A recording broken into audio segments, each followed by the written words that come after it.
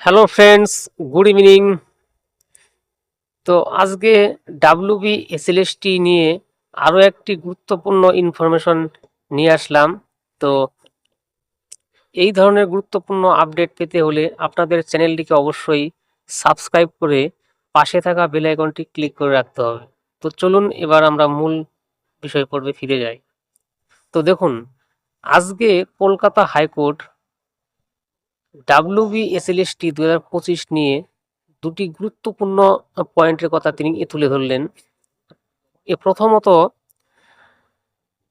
SSC 2016-তে যে panel বেরিয়েছিল, সেই প্যানেল উত্তীর্ণ হয়ে যাওয়ার পর যারা আর কি জব পেয়েছিলেন, তো তাদের লিস্টটি আজকে কলকাতা হাইকোর্টের বিচারপতি মাননীয় জাস্টিস অমৃতা সিনহা আগামী 10ই ডিসেম্বরের মধ্যে তলব করল। তো আপনারা বুঝতেই পারছেন যে 2016 সালে যারা চাকরি পেয়েছিল, তো তাদের মধ্যে কিছু সংখ্যক ক্যান্ডিডেট প্যানেলের মেয়াদ শেষ হয়ে যাওয়ার পর তারা লিস্টে চলে আসে। তো সেই মেয়াদ উত্তীর্ণ প্যানেলটি আগামী 10 তারিখের মধ্যে কলকাতা হাইকোর্টে জমা করতে বলল এসএসসিকে। আর দ্বিতীয় যে পয়েন্টটি, সেটি হলো 2025 সালে যে নতুন রুলস এসএসসি নিয়ে এসে এক্সাম কন্ডাক্ট করে, তো সেই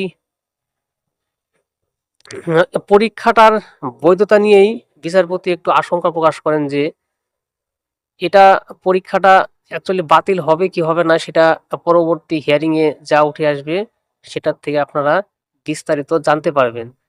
তো বিচারপতি ওই আগামীকাল যে আরও একটি গুরুত্বপূর্ণ দিন হতে চলেছে, যে কালকে যে অভিজ্ঞতার যে এক্সপিরিয়েন্স নম্বরটি সেটি ইন্টারভিউয়ের আগে যোগ হবে না পরে যোগ হবে, সেই বিষয়ে কালকে গুরুত্বপূর্ণ শুনানি আছে।